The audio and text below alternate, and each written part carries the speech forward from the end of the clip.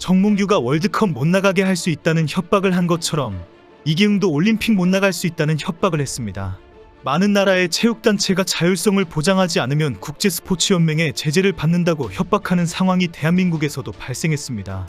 부패와 범죄를 강력하게 처벌하지 못하고 장기 집권을 하는 체육단체들의 만행이 한국에서도 일어난 것입니다. 이기흥이 문체부의 권고를 모두 거부한다는 기자회견을 열었습니다. 말도 안 되는 주장을 사나 체육단체장들을 줄 세워놓고 쏟아냈습니다. 급기야 국제올림픽위원회를 언급하면서 한국 정부와 대한민국 국민들을 향한 협박까지 했습니다. 정몽규의 월드컵 출전 무산 협박에 이어 올림픽 협박까지 등장한 상황입니다. 이기흥과 정몽규의 막장 태도는 오늘도 계속되고 있습니다. 이기흥은 김해의 호텔에서 체육계 미래지향적 관계 구축을 위한 대한체육회장 회원단체 공동기자회견을 열었습니다. 기자회견장의 시도 체육회장과 종목단체장을 뒤에 쭉 앉혀놓고 문체부에 대한 강력한 비판과 반박 주장을 쏟아냈습니다.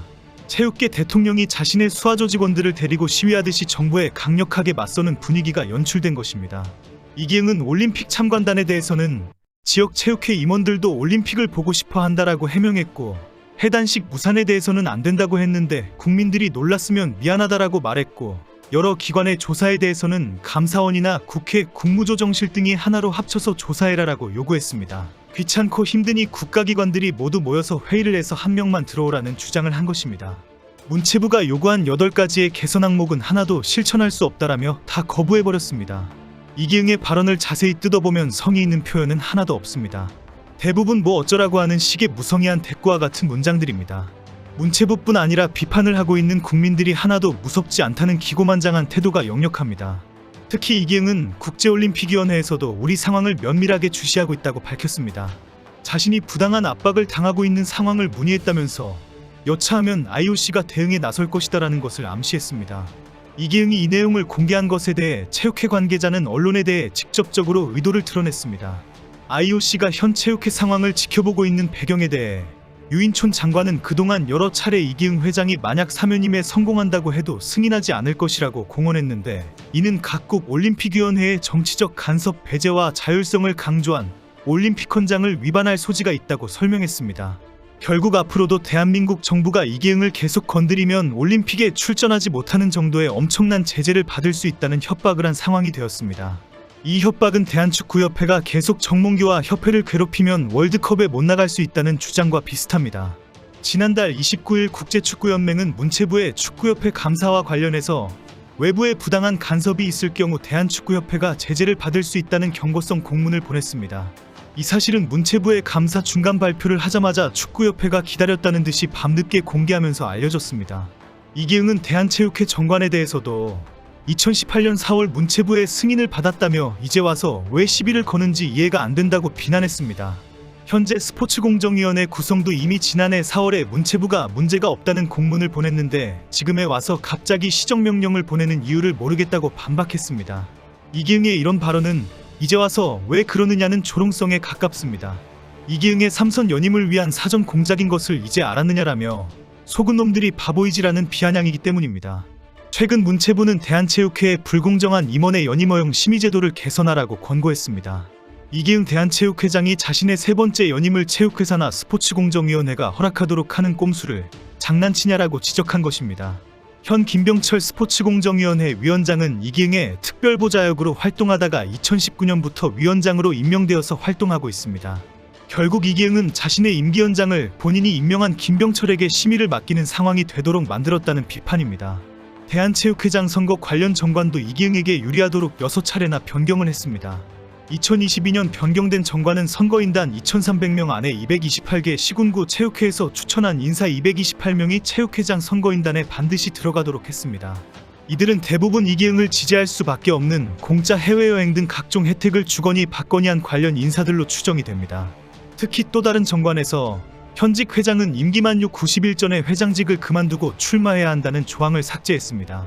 이 정관을 임기 만료 90일 전에 후보자 등록 이사를 사무처에 서면 제출해야 한다로 바꾼 것입니다. 결국 이기흥은 회장직을 그만두는 것이 아니라 현직을 그대로 유지하면서 사무처에 서류 하나 툭 던져주면 되도록 변경했습니다. 이기흥은 회장직을 유지하면서 각종 권한으로 협박과 회유를 하면서 선거운동을 할 수 있도록 선거 상황을 만든 것입니다. 제정신이 아니고는 이런 정관 변경을 21세기에 버젓이 할 수 있는지 놀라울 정도입니다. 이런 상황에 오늘 대한체육회 노조는 체육회 정상화를 위해 이기흥 체육회장에게 내년 1월에 열리는 차기 체육회장 선거에 불출마 선언을 요청하는 성명을 발표했습니다. 노조는 이기흥 체제에서 한국 체육이 발전한 것은 이기흥 개인의 힘이 아닌 많은 체육인의 협력이 있었다고 지적했습니다. 하지만 이기흥 체제에서 민주적인 소통 구조가 사라지고 정확한 선임 절차와 역할을 알기 어려운 특별보좌역을 비롯해 각종 비선의 입김이 거세졌다고 비판했습니다. 이 와중에 대한축구협회 정몽규 회장은 국정감사에 출석하지 못한다고 통보했습니다. 다음 주 화요일에 국감 증인으로 출석해야 하는데 해외 출장 가야 한다고 통보한 것입니다. 정몽규는 17세 이하 여자 월드컵이 열리고 있는 도미니카 공화국으로 떠나기로 했다고 합니다. 홍명보도 17일 유럽으로 떠났습니다. 기간은 10일 예정으로 국정감사가 지나면 귀국할 예정입니다. 홍명보는 유럽에서 새로 선발할 선수가 없는지 돌아보겠다며 이영준의 경기를 지켜보겠다고 밝혔습니다. 최근 이영준은 스위스 그라스호퍼에서 맹활약을 하고 있습니다. 정몽규와 홍명보가 이런 핑계를 대었지만 사실은 국감을 피하기 위해서 도피하는 것이라는 지적이 많습니다. 최근 요르단과 이라크전 승리로 감독 선임 사태가 가라앉고 있는데 괜히 국회에 나가면 트집 잡힐 일만 있다는 판단으로 보입니다. 홍명보는 국민들이 궁금해하는 것은 성실하게 답변해야 한다고 발언한 바 있습니다. 평소 홍명보의 인성과 횡설수설 발언을 감안하면 내가 필요할 때에만 국민 배려 어쩌고 하는 말장난에 불과합니다. 지금 정몽규와 홍명보는 분명히 유럽으로 도망친 것이나 마찬가지입니다. 이런 상황에 축구협회 노조는 어제 한국 축구 위기 수습을 위한 두 번째 성명을 발표했습니다. 노조는 1차 성명에선 정몽규의 네 번째 연임을 반대한다는 목소리를 냈습니다. 이번에는 김정배 부회장에게 칼날을 겨누었습니다. 사실 이임생은 얼굴마담이고 그 뒤에서 김정배가 이 모든 것을 다 지시하고 밀어붙인 인물이라는 지적입니다. 최근 이기흥이 한국의 체육계를 좌지우지하고 있다는 것이 공개되면서 큰 충격을 주고 있습니다. 특히 정몽규와 이기흥은 수천억 원의 세금으로 체육단체를 개인회사처럼 사유화하고 있다는 지적까지 나오고 있습니다. 이런 지적이 나오면서 이제 그만 물러나라는 비판이 나오고 있습니다. 하지만 정몽규와 이기흥은 눈 하나 깜짝하지 않는 철판으로 더 강하게 나오고 있습니다. 정몽규와 이기흥을 내보내는 것이 문화체육관광부의 당면 과제가 되어 있고 많은 국민들의 간절한 바람이 된 상황입니다. 특히 이기흥 대한체육회장의 막장 대응이 가관입니다. 정말 대한체육회를 소나기에 넣고 놓지 않으려는 막장 행태의 괴물이 된 모습입니다. 현재 이기흥이나 정몽규, 김태균은 절대 자리에서 물러나지 않으려고 최후의 발악을 시도하고 있습니다. 정말 괴물이 되어버린 체육계의 협회장이라는 인간들, 그리고 맨 윗자리를 차지하고 있는 이기흥은 당장 물러나야 합니다.